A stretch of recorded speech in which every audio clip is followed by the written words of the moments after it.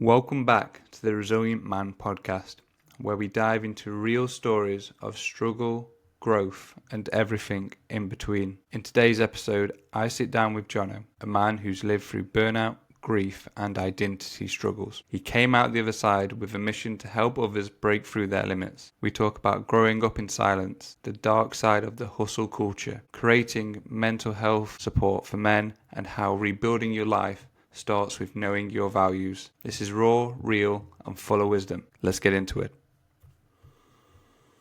Jono, welcome to the Resilient Man podcast. Hey James, thank you for having me. Much appreciated. Oh, thank you very much for coming on and being a guest.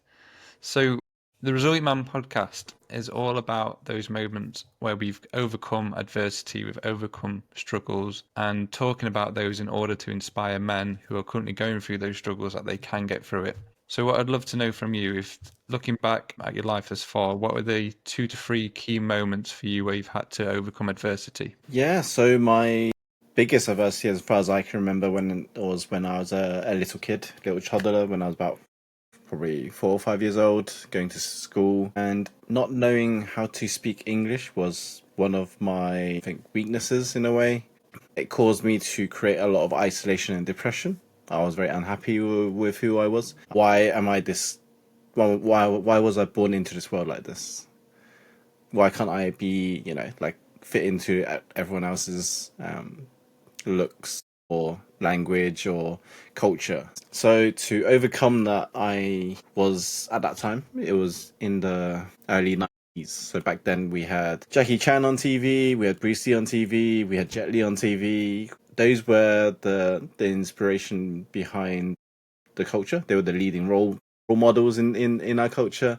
We were still getting taken the mickey out of because of the out of sync dubbing on TV and stuff like that. So there's still a lot of things back then that would be classed as racism now that we didn't have back then. And even though looking back at it now, I still find it was a journey that we all had to go through or I had to go through to learn about how to build up my resilience. This is what it's all about, right? And I had to understand who I was, who I want to become, and how could I overcome these challenges. So that led me to a path of martial arts, where I started to learn about discipline, where I learned about resilience, where I was also learning about life journey. As such, at that time, my Sifu at the time, he's also black, but he's also someone who overcame a lot of adversity himself, and being the way that he was, but also he didn't let that stop him from leading a class or leading how to teach people to fight, to defend themselves, to stand up for themselves and build that confidence. And that was a huge inspiration for me to keep training and keep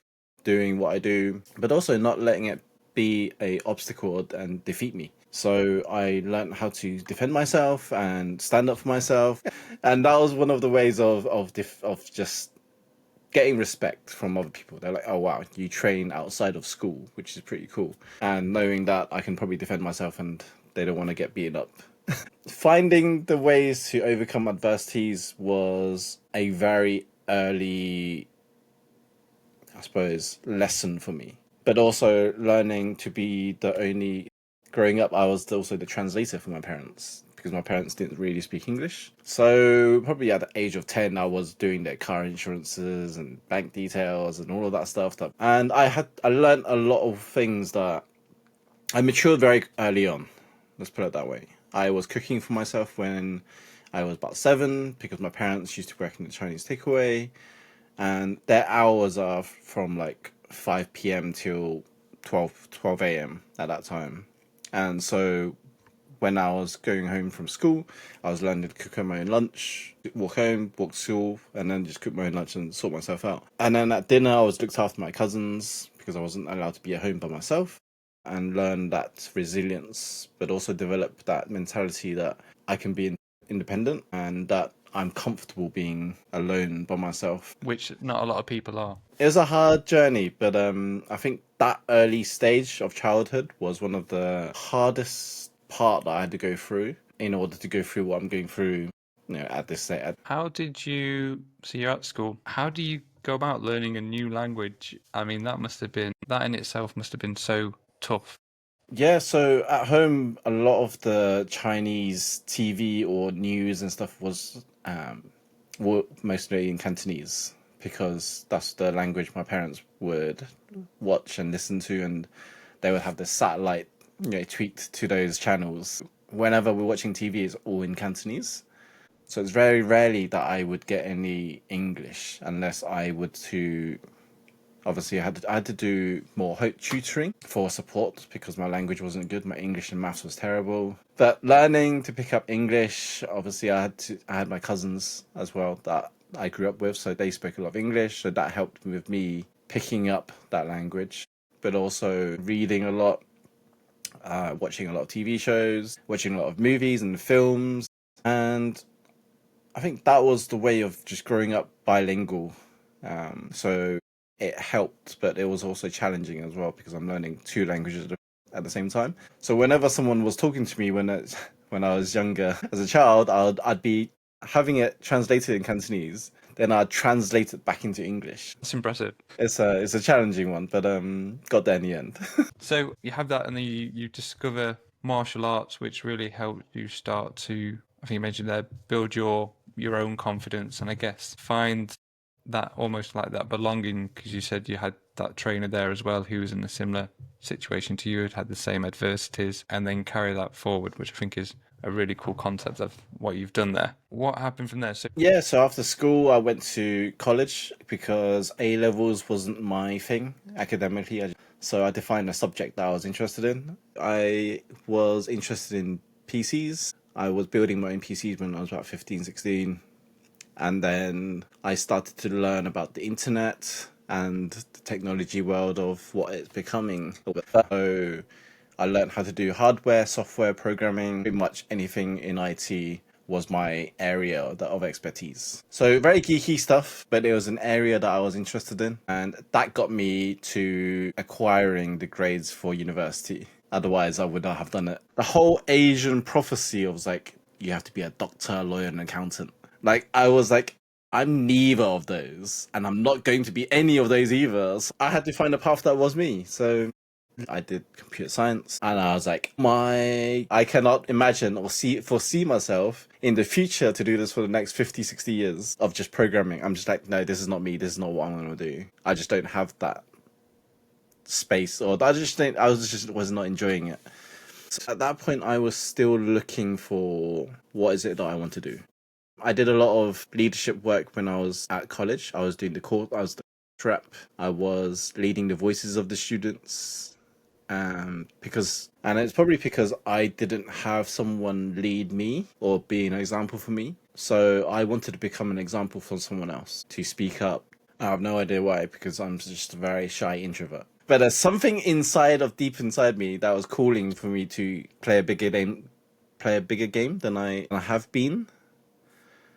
And I think there was glimpses of it during university where I started my own society. It was British and Chinese university students, so it's called Abacus, and it was an area where I wanted to bring in the Chinese people, the university people, the people from Hong Kong, the local British-born Chinese students like myself that didn't fit in with the international students because they all spoke Mandarin, and those ones from China, and the language barrier again, the culture clash, and all of those. But I also wanted to involve the people, the Western culture of the British students that were interested in the Chinese culture to come into the society. So there was no kind of like separation. It was all welcoming. It wasn't just because, oh, if you're not Chinese, you're not allowed to join. It was like, that wasn't it. It's like, if you're interested in culture, come and join us, hang out, party, social, wherever it was.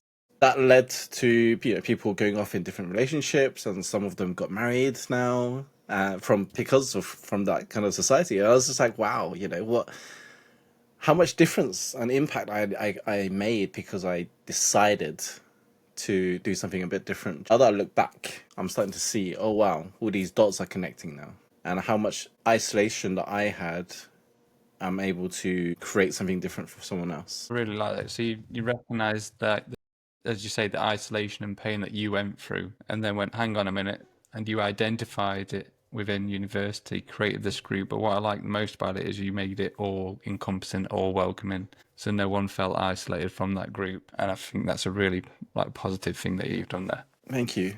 Yeah, so that journey led me to, at the same time, social media was starting out, Facebook. So I started to learn about YouTube and Facebook and internet marketing, and I was like, this area looks, quite interesting. At that time, University Brunel was starting to becoming experts in the field of multimedia. So they were one of the leading pioneers to start doing multimedia courses, which encompasses video editing, 3D modeling, animation, social media, all of those marketing. And I was like, okay, I'm going to jump into that course. That's when I did a 4-year course because of 1 year in placement. And that's when I started to develop skills about digital marketing and learning about the internet even more because YouTube was beginning, Facebook was starting to grow. I suppose grateful and blessed to be able to learn about that new direction of things. It feels like back then that social media thing is the same as what we are now with the whole AI phase. It's new technologies, it sounds scary, it's going to overtake over the world and all those, but this is what life is about. It's about exploring all these new tools and new exciting things, right? Yeah, no, absolutely. And embracing them as well, I think. Yeah, absolutely. To embrace it. So looking back at that journey so you've talked about how you was younger, going through that bullying at school. What advice would you give to your younger self going through that phase of going through the school and working way through those years and then going to college? My advice to my younger self back then would be feel the fear and do it anyway. That's the biggest lesson. Yeah, feel the fear and do it anyway. Because that's the only way we would learn is by saying yes to opportunities, to opening new doors and trying new things. And then we freak out and be like, oh wow, this is overwhelming. This is scary. This is unknowing. This is unfamiliar.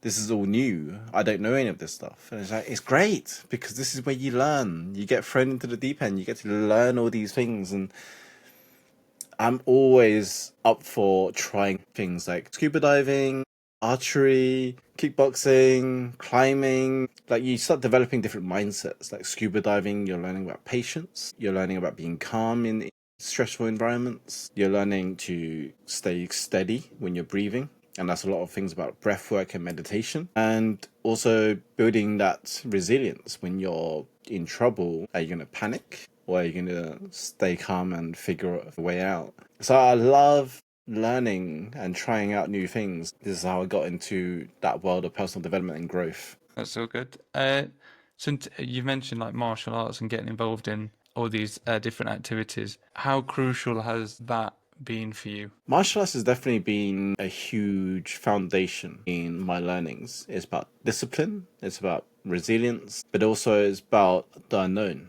I'm relearning all of the things that I lost because there was such a 20-year gap where I stopped training properly in martial arts and I lost a lot of the discipline and the resilience as well.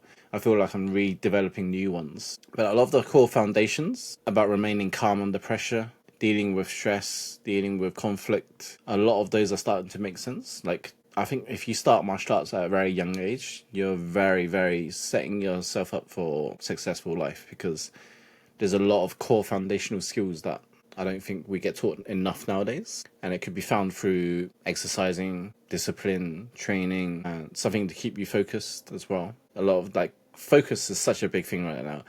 Where our attention span is less than 3 seconds. So martial arts helps with that focus. I feel like it does. I think it definitely does help with learning more about focus and how you can stay more disciplined in different areas of your life. It could be health, it could be in your career, it could be in your relationships, it could be in finance. Looking after your money and how well you spend and your savings and your investments.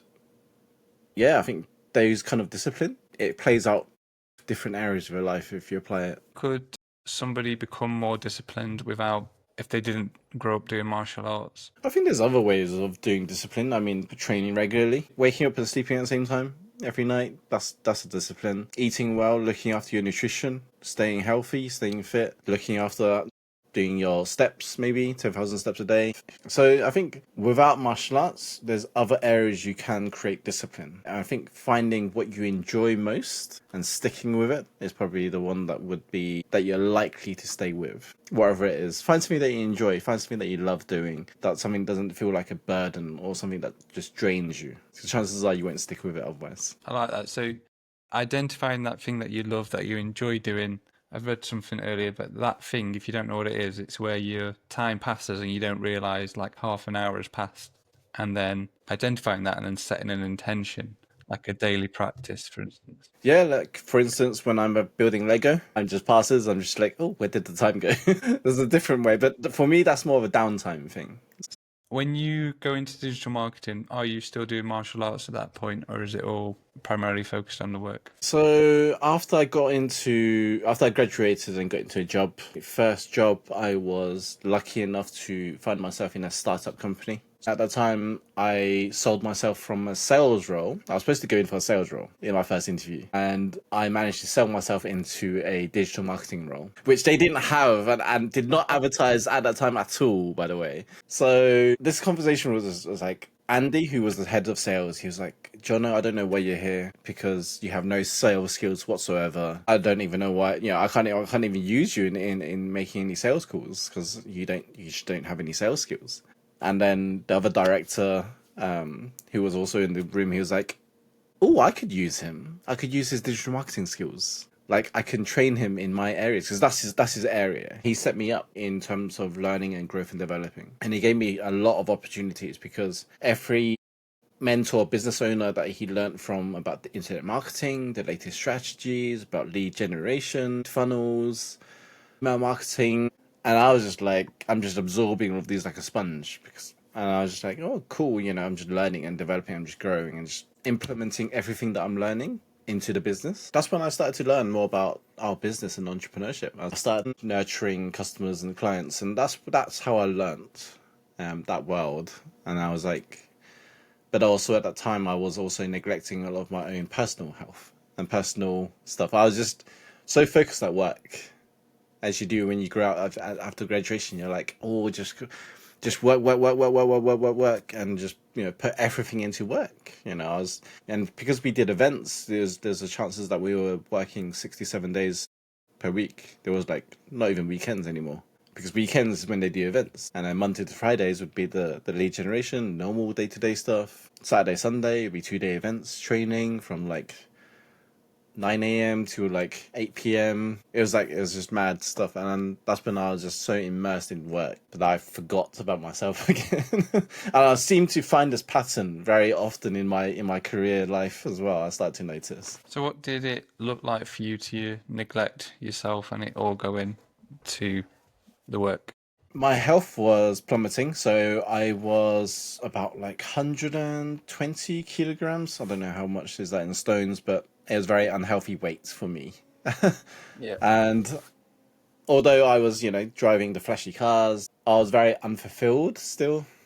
I felt like I was into this cycle of depression where I felt like I wasn't valuing myself. And that's when this self-discovery journey was starting to happen. And I was so busy, I was climbing the career ladder. So after that role, I decided to move into a corporate role and then climb the corporate ladder, as most of us would do.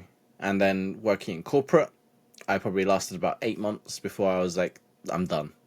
Like I didn't even want to be there. I was like, oh wow, like I was severely burnt out after 8 months. I was working probably, I don't know how many hours I was working. Enough hours to make myself miserable and not understanding what I wanted in life anymore. And that severe depression, physical burnout, I was just laying in my bed, and I remember so clearly that because I was so burnt out, I was in my bed for about a month. I was bedbound. So I was in my head a lot. A lot of my thoughts were very dark. Like, I didn't know what I wanted to do anymore. Why am I here? Doesn't matter if I'm not here anymore. Like, I felt useless because I was just bedbound. Because I was so ill. I couldn't get out of bed. But I felt so unfulfilled at the time as well. And, I had a lot of suicide thoughts. And that kind of depression and isolation just led me into this negative spiral. And I was like, wow, where do I go from here?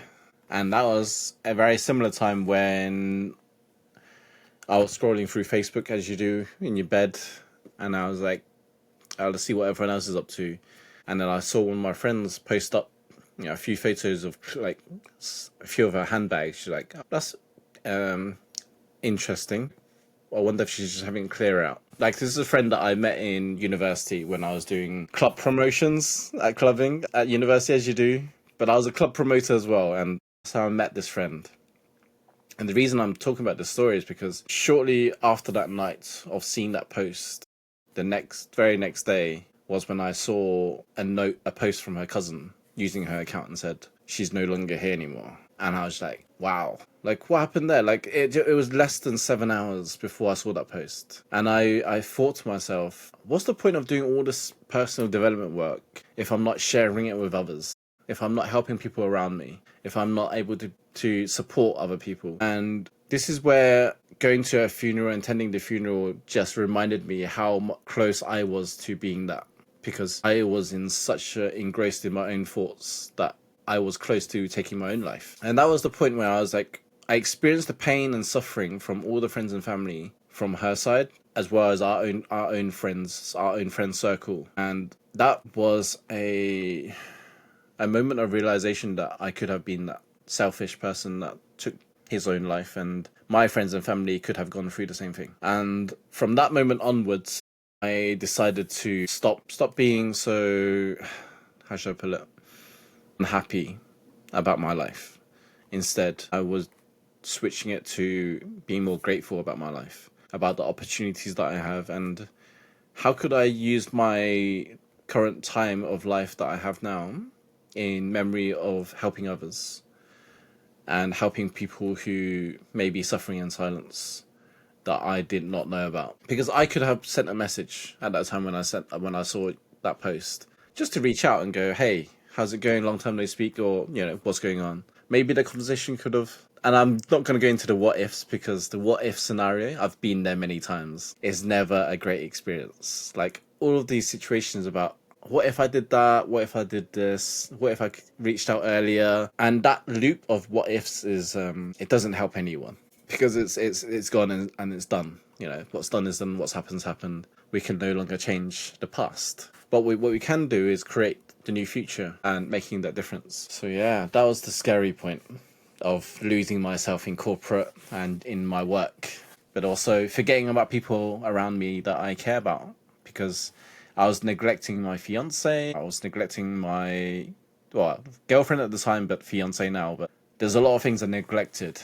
Friends, and so that kind of moment. I was so engrossed in my own career and success, and chasing the material stuff, as they call it. It led me to a very dark hole. I don't know how to summarize that, because it was very powerful and very, very moving. And I can understand why that would be in a big wake up call for you to then be like, right, okay, I now need to turn my life around. What advice would you give to a friend who's in that situation? So they're in the situation that you was in, as in they're working flat out, burn out, and you as a friend see this. How would they help or reach out or try and support their friend? If I had a friend that was going through what I went through, then I would ask them to stop. Ask them to pause and just take a step back and go and take a look at where they are at the moment. And is this the life they want to create and live in the next 10, 15 years? Maybe in the next 5 years. Doesn't even have to be 10, 15 years. It could be the next 5 years, maybe 2 years. But ask themselves, what is it that they really want? And is this going to create the lifestyle that they want going forwards? Are they going to be happy with the lifestyle that they're going to create afterwards? I guess also, and that helped them come to that realization moment that perhaps that isn't the lifestyle that they want to continue lead, and they need to make some changes. Yeah, just take a step back, pause, and ask themselves, what is it that you want right now? Is this going to make you happier by doing this? And I'm not gonna, downsay that those that are hustling, those that are working, grinding, but have more balance in your lives. Like add more fun stuff. At least add an hour a day in your day to have more fun. Like, fair enough if you're working 18 hours, 19 hours, wherever it is that you want to work, But make sure in those hours you put an hour of fun each day to make it more enjoyable. And I get, a lot of people do love the grind and the hustle and all those, but at least put some time for you as well as for the business and whatever project you're working on. Couldn't agree more. Prioritizing you, and it's like your self-care, isn't it? It's like your own downtime. It might be just watching TV or chilling out or Lego or whatever that is for you. Just something that you enjoy. It could even just be a walk. It could even be, exercising or training for an hour. It could be reading a book for an hour. It could be watching a movie. Maybe go to the cinema, have a break. Like, I enjoy going to the cinema. That's my downtime. That's my way of disconnecting from the world. I love going to the cinema by myself. So what I'm keen to know is, so that part of your life happens and you realize you need to change. What changes did you then make? So I know you mentioned one of them, which is gratitude and being grateful. What else did you then change to then get out of that state? I had many things I changed. So one of the biggest ones is positive self-talk, because I grew up very low self-worth, very low confidence. I was very negative about myself. I was very critical about myself. So I had to learn to talk to myself as if I am my own human. I love myself. I need to learn how to love myself. I need to learn to accept all my weaknesses, my strengths, my downs, my flaws, my shadow, my demons. I had to learn what were the demons as well at that time. Like, why am I always angry? Why am I always frustrated? Why am I always negative? And how do I stop myself from switching to anger all the time? Because anything that would trigger me, I would just snap. And so I had to really look at myself and goes, why am I like this? And would people want to spend time with me if I'm always like this? So I have made drastic changes to my life, but understanding that self-awareness and self-discovery part that I took on after being burnt out, I went into learning about self-awareness, super consciousness, but the demons, the shadow work, and I really took some time out just to self-reflect about who am I, what are my values, what are my beliefs, what is it I want in this world, what is it I want to create in this world, what is it that I love. There was a lot of things that I was working on at that period of time where I was rediscovering and recreating myself. So I was letting go of my old self, my old habits, my old beliefs, my old values that weren't mine. And I was creating new rules and new boundaries and new things about myself that I want to be. So I'm recreating myself at that point. So how would somebody listening do that, like practically? Did you like write all this stuff down, or did you just process it in your head? How did you work it? No, so I wrote down, went through loads of different exercises. It's very simple exercises, things like values. You look at what's important to you around you. So are you someone that values material stuff? Are you someone that values moments, experiences? Do you value quality time with people? And you start looking at what is it that you value really, what's important to you really. So you re-evaluate. Basically, you start writing down everything that you think you value priority. So if you start looking at, relationships, finance, health, your career, or whatever it is that you love doing, you start looking at those and you start ranking them 1 to 5. And I thought I used to value family a lot.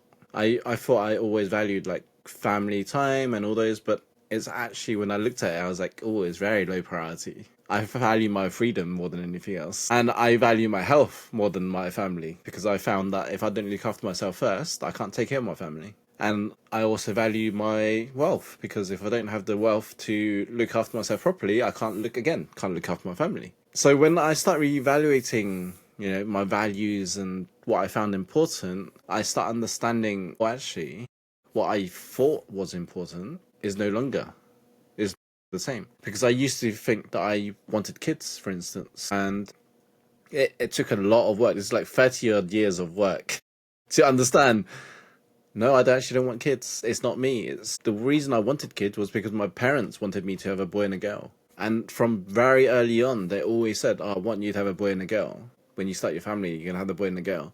And like that conditioning and programming in me for 30 odd years led me to believe that I thought I wanted family. but I can't actually stand kids. Like, I can play with them and stuff like that, but once they start crying and stuff, I'll just hand it back to the parents. Like, I just can't deal with the whole parenting thing. It's not who I am. And I start to understand where I fit in that game. And I was like, so when it came to me and my fiance having that discussion about having kids or not, and it both came to that same conclusion and alignment, thankfully, that both of us didn't want kids. It was because our parents wanted us to have kids. And that conversation didn't happen for been together now 15 years, I think 13 years in. So the last 2 years we actually had that conversation and be like, do we want kids? And then we're like, no. Like, why'd you ask? That kind of thing. Like, they were like, well, because I start to do that exercise, right? Reevaluating my values again, and what is it that I found important? I was like, having kids is gonna take away my freedom. I definitely don't want that. Quite a profound realization moment just from going and having a look at these values. I mean, values can always change. There'll be points that where health be more of a priority. You know, I went on a health spree when after corporate was that I lost a lot of weight. I lost about 30 kilos in about 2 years. And it was like a huge dip in weight over 2 years. And then I started to rebuild. Then I was like, oh, I feel very skinny and I didn't feel like I have a lot of strength when I'm lifting weights anymore. And then I was like, maybe I should put on a bit more muscle. And then I started to rebuild my weight again. And then I feel like I'm at a good space where I'm healthy and I'm enjoying how I look and how I feel, like energetically wise. So I think you have to find what works for you. And I think that's key. Like, there's no like one size fit all strategy when everyone's like, oh, here's a template, here's a framework, use this and use that. It's like, well, that works for you, but that may not work for me. And I realized this when I started to learn about internet digital marketing strategies. It's like your business has different strategies that work for you. You probably have a different, everyone's got different circumstances. Some people may have a team, some people may have bigger budgets, some people may have investors, some may have sponsorships. Some people may have friends that are playing the same game, that they're in that circle, in that arena. Some may have a bigger network. Like, you don't know what everyone's circumstances is. So when you're looking and comparing to everyone on social media, like, that person's building a massive business with one person, it's like, well, you don't know if it's just one person.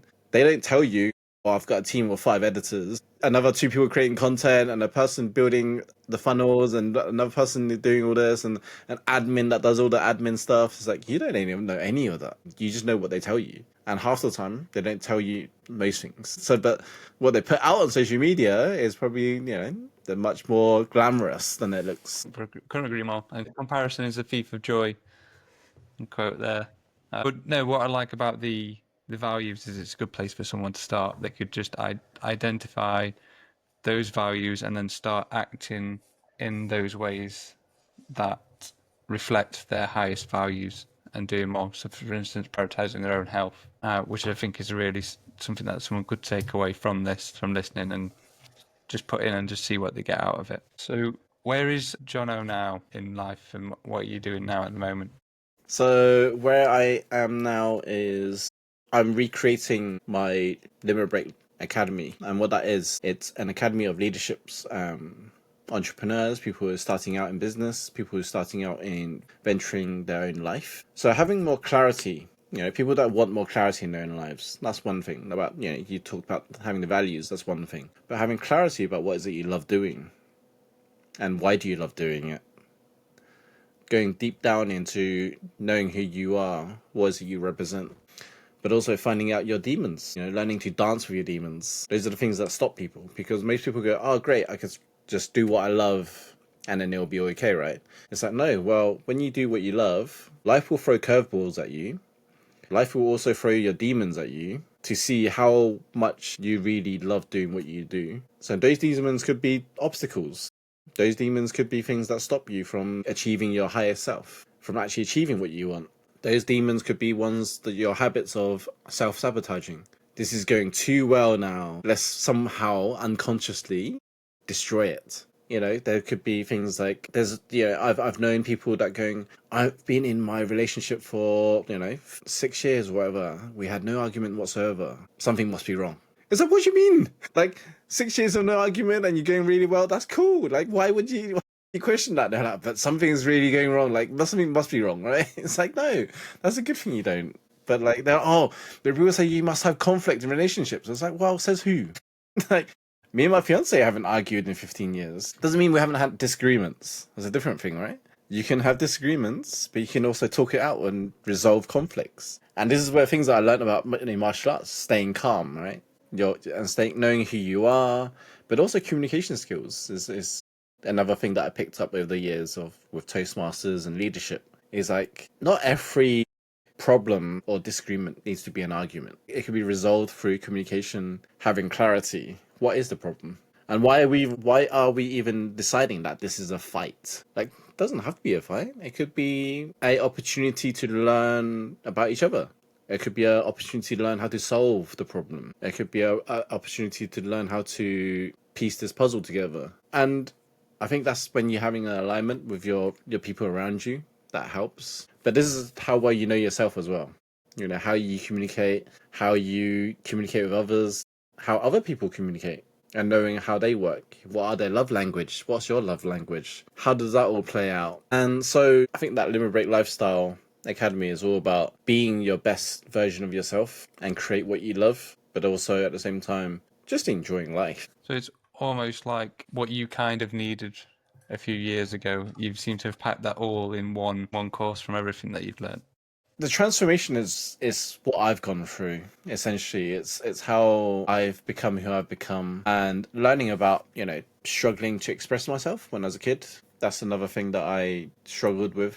But learning about it now is like, how do I communicate my own how do I express myself in the way that I'm clear, that my vision about making magic happen in the world, and what's the higher purpose and mission that I want to bring out in this world, and how am I going to serve others in creating that higher self. Those are the key things that I didn't have when I was a kid. And even going through my journey, I was like, wow, what have I not had that I wish someone else would have, if they were trying to rediscover themselves again.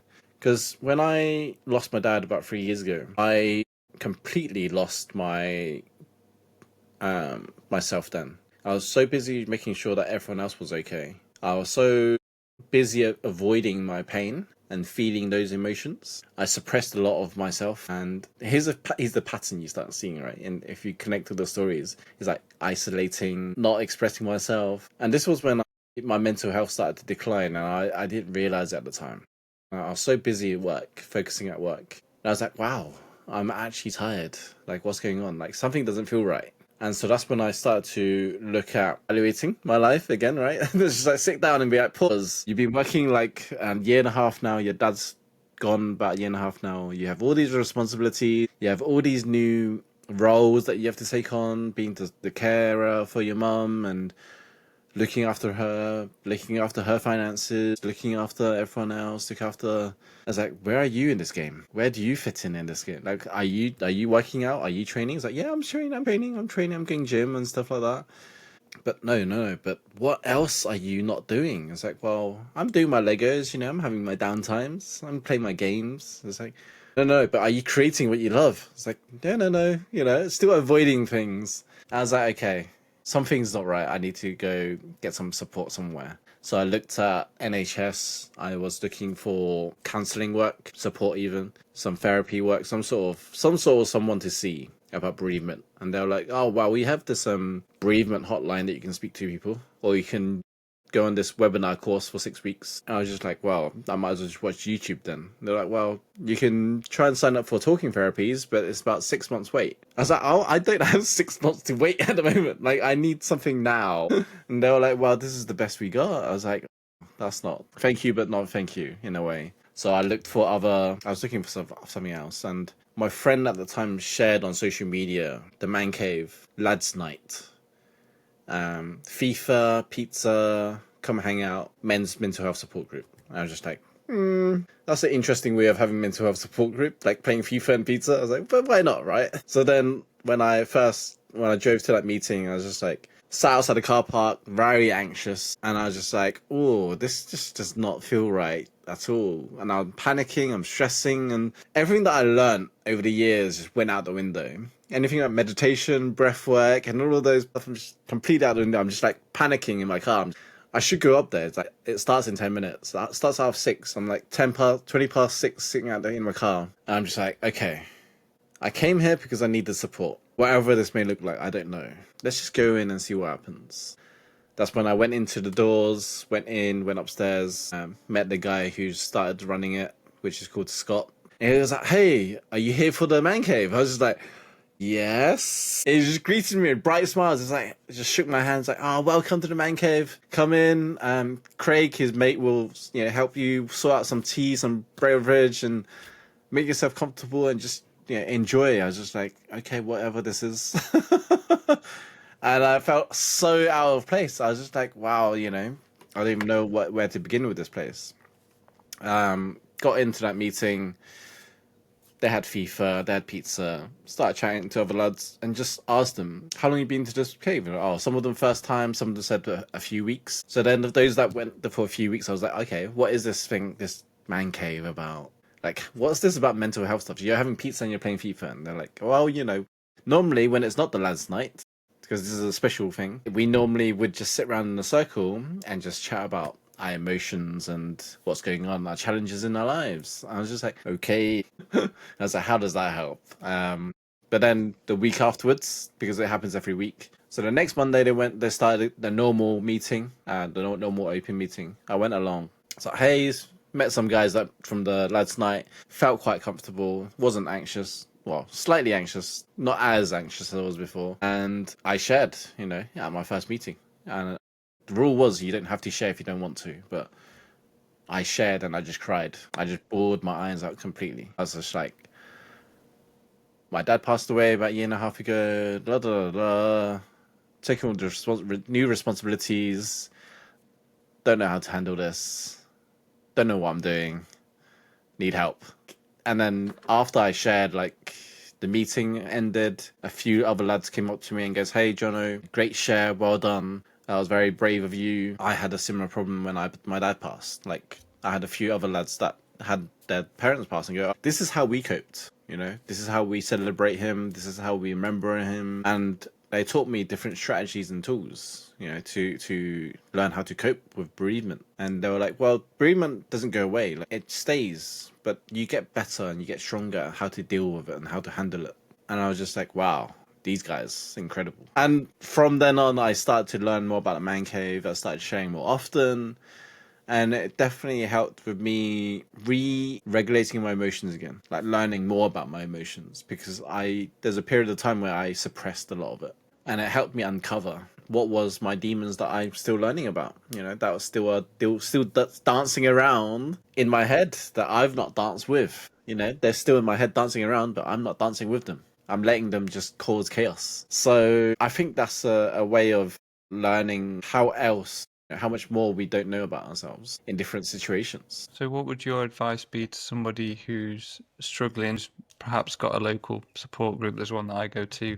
What would be advice if they're thinking about it? Obviously, you've mentioned you was quite anxious before. I was quite anxious before my first one. What would be your advice to them? Ask a friend to go with you if you're going to a meeting. Because sometimes you don't know if sometimes what I found anyway, was those that brought their friends needed it more than they did. It turned out to be. And it was like, wow, and this is how some of it works. It's like some of the lads were like, oh, I brought a friend. The person that brought a friend stopped going or stopped coming, but the friend that they brought along is still here. Like, some of that does happen. And I think for those that feel anxious about reaching for support, reaching for help, is don't be afraid, because there's a lot of these support groups are here to help you. And as scary as it is, because it's new, it's different. And these are all strangers that you never know. I shared to about 40 odd lads that I didn't know at the first meeting and just cried my eyes out. None of them judged me. No one cared that I cried. But they were just super supportive and very encouraging. They're like, great share, well done, mate. it takes a lot of courage to share what you shared and go through what you go through. This is just part of life. This is how things that we don't talk about. These are all the whole men has to do everything themselves. Like that pressure and that takes its toll. And we started to see that, the whole statistic it used to be like 12 men a day would be taking their own lives every day in the UK. But that statistic is now like 14 men a day every day in the UK. Someone's, a lad is taking their own lives. It's like, that's a alarming, statistic to even know about, to talk about. So if someone is really worried about and anxious about going to their first support group or reaching out for help, don't be afraid. Just reach out. Like, the worst that can happen is that you don't enjoy that meeting, but find another one. Like, there will be one that you would find useful. And not everyone's got the same tools, right? Again, not everyone, there's no one size fits all. Some people like doing cold showers, some people don't. Some people like doing cold baths, some don't. Some like exercising, some don't. Breath work, yoga, like, there's so many different tools. Not everyone enjoys. You just have to find what works for you. I love that. And you summarised it well, which is about saying find what works for you, but don't be afraid to try new things. So I love that. Say yes, freak out, and do it anyway. That motto is definitely stuck with me. If you look back at all the stories that I've spoke about so far, and if we're connecting all the dots going backwards, everything is me saying yes, freaking out, and just doing it anyway, and just getting on with it. Really is, and the whole thing, the mindset thing that we talk about at Live a Break Lifestyle is get over it and get on with it. And that's a very harsh tone of saying it, but in reality is everything is going to be okay. Everything will work out eventually. It may not be your door, or that door might not be your door, but doesn't mean another door isn't. No, I like that a lot. That's good. So I'd like to end the podcast with a signature question, Jono, and that is this. What does mental resilience mean to you? Mental resilience means to me, it's about having the courage to push through when things get hard. I like that. Short but sweet. The courage to get through things when things get hard. In line with your motto. Yes, say yes, freak out, and do it anyway. Literally, it is whenever it gets uncomfortable, don't be afraid to push through that fear. Don't be afraid to push through that hard, difficult challenge and try and do it anyway. Because the thing is, you'll learn how to do it eventually. It may be longer. Like, for instance, if you do DIY or you learn about building something that you never built before, like, no one builds it perfect first time. But if you build it more times, you'll get there eventually.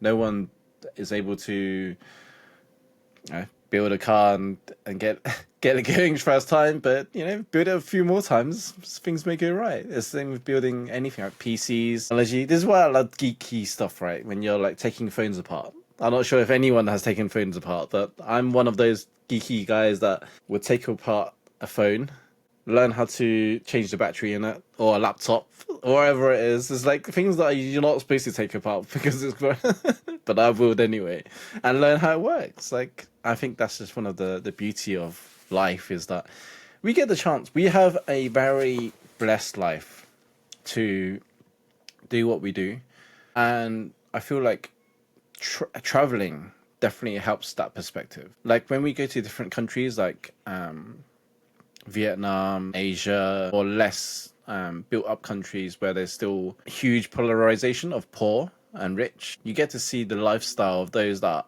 are happy playing with tin can as their football, and those that would just be happily playing tag without phones and social media and games and consoles and all of these things. And a lot of them live a very simple life out there, in which we complicate a lot because we have so much comparison with social media and people achieving things. And some of them would be happy just having a new t-shirt, or new football new trainers and new trousers or something like that. Like, education is a blessing for them, and it's one that we would take for granted in this world, I think. I think that's a really good way of just changing your perspective, certainly in a sense of gratitude, realizing that everything we have, not everybody has, and just sitting with that and being grateful for it. Some people would just rip your arm off just to take your opportunity that you have and live the life that you have, because they don't have that, and that's I think when you have different perspectives about what we do have and start being grateful for everything that we do have as well,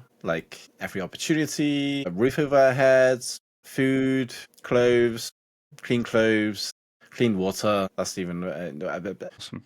Okay, Jono. Well, I'm going to wrap it up there. Thank you very much for coming on and being a guest. I've really enjoyed it. My pleasure. Thank you so much, James, for having me, and live life with no limits. Love it. Cheers, Jono. Thank you.